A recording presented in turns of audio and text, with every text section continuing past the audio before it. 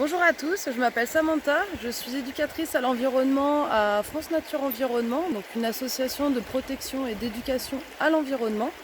Je vous propose une courte vidéo pour vous faire découvrir une petite bête qui se cache dans nos rivières. Mais avant, je vais vous montrer l'endroit où je me trouve. Donc il s'agit du bord de la rivière Azergues. Donc c'est une rivière qui est située au nord-ouest de Lyon. Pourquoi elle s'appelle Azergues? Grâce à ces deux sources qui l'alimentent. Donc la première se situe à Lamure, où le nom du courant se nomme Azé, et l'autre à Châtelette, où le courant se nomme Zergues, ce qui nous donne Azergues. Donc ce sont des sources qui se trouvent à quelques kilomètres dans cette direction-là.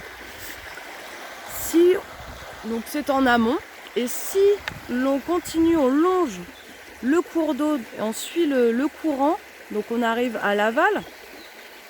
Au bout de plusieurs dizaines de kilomètres, on se retrouve dans la commune de Anse, où l'Azergue se jette dans la Saône. Alors nous, on va s'intéresser à ce qu'on appelle la composition du lit de la rivière. Alors c'est quoi? Donc tout simplement, quels sont les éléments naturels qui composent le fond de l'eau? Alors on a plusieurs zones. Ici, on a plutôt des zones sableuses. On peut voir également des zones qui sont plutôt vaseuses, donc il y a une fine couche sur les rochers, mais principalement on le voit très bien qu'il y a des galets, des rochers, on a aussi des graviers. Donc ce sont des tout petits cailloux. Alors pourquoi je vous en parle? Car c'est important de le savoir, c'est un des facteurs qui va nous permettre de déterminer la présence ou non de telle ou telle espèce. Alors il y a d'autres facteurs, comme la turbidité de l'eau, c'est-à-dire est-ce que l'eau est claire ou non. Alors ici, on voit très bien la clarté de cette eau qui est assez magnifique. Il y a d'autres facteurs comme la luminosité, le taux d'oxygène, l'intensité du courant. Ici, on a un courant qui est plutôt calme, alors que juste à côté, si on continue, ici, l'eau est très dynamique. Donc voilà, ce sont des facteurs importants à prendre en compte. Alors ce que j'ai fait ma petite récolte avant de commencer la vidéo. Donc j'ai pris un petit bocal, donc j'ai soulevé une de ces pierres délicatement. J'ai utilisé ensuite mon petit pinceau pour pouvoir pousser la petite bête et la mettre dans ce bocal.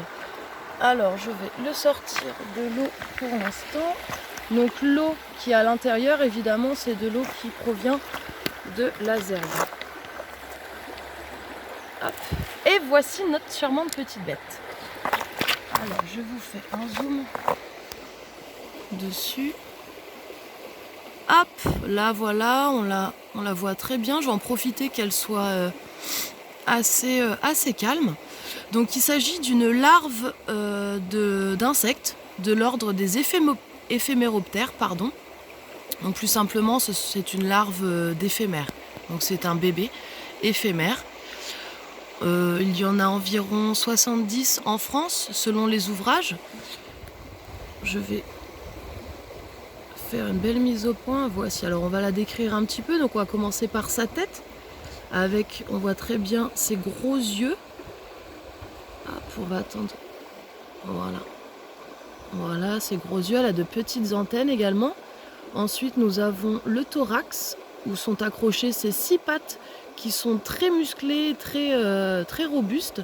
Alors pourquoi elles sont robustes? C'est l'une de ces adaptations. Donc les larves d'éphémères, il y en a avec des morphologies très différentes selon leur mode de vie. Celle-ci, elle est plutôt plate et trapue, on va dire, avec justement ces grosses pattes qui lui permettent de s'accrocher fortement aux pierres. Donc elle se met en dessous des pierres et elle va un peu résister au courant. Alors j'essaie de la remettre droite, voilà. Donc elle va résister au courant grâce à ses grosses pattes. Ensuite nous avons l'abdomen. Et si l'on regarde bien sur les côtés de l'abdomen, nous avons des petites plaques comme des petits plumeaux qui ont tendance à bouger. Alors c'est ce qu'on appelle des trachéobranchies. Alors trachéobranchies, pour faire simple, ce sont des branchies qui sont externes, donc à l'extérieur de son corps et qui vont lui permettre de respirer sous l'eau. Alors il y a une autre possibilité, elle respire également par la peau. Ensuite, si l'on continue le long de l'abdomen, hop, on peut voir très nettement 3 filaments. Donc c'est ce qu'on appelle des cerques. Parfois elles sont équipées de 2 cerques seulement, ça dépend des espèces. Et ça permet de déterminer aussi le nom justement de cette espèce. Qu'est-ce qu'elle mange cette petite bête?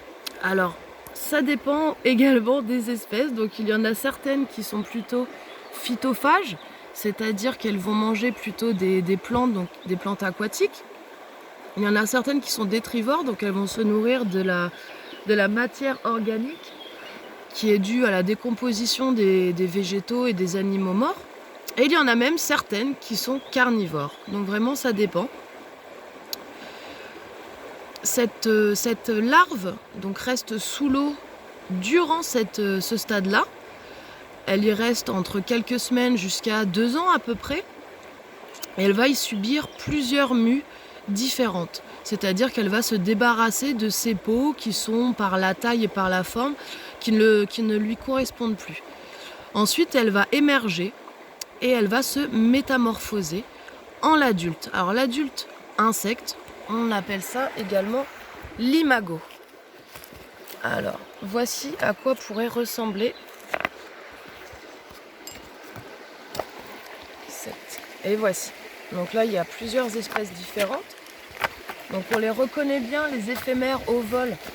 Elles sont toutes fines. Hop, elles sont toutes fines. Elles ont toujours ces 3 filaments ou alors les 2. Elles sont équipées également d'ailes qui sont transparentes et qui ont des nervures très très complexes. Elles ont des tailles et des couleurs différentes comme on peut le voir également ici. Alors pourquoi on les a appelées éphémères?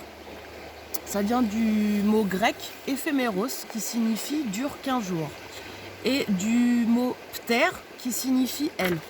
Donc effectivement, les éphémères, ce sont bien des insectes ailés qui ne vivent que quelques heures à quelques jours. Donc à ce stade-là, elles n'ont pas besoin de bouche, donc elles n'en ont pas. Elles ne sont pas équipées de système buccal. Par contre, leur priorité, ça va être de se reproduire. Durant les étés chauds, plutôt au crépuscule ou lors de la nuit, elles vont se reproduire, elles vont s'accoupler pour ensuite y pondre leurs œufs, soit à la surface de l'eau, soit directement dans l'eau. Ça dépend également des espèces. Ce sont des petites bêtes qui sont très importantes pour l'équilibre des écosystèmes, notamment dans la chaîne alimentaire. Et ce sont également des espèces qu'on appelle bio-indicatrices.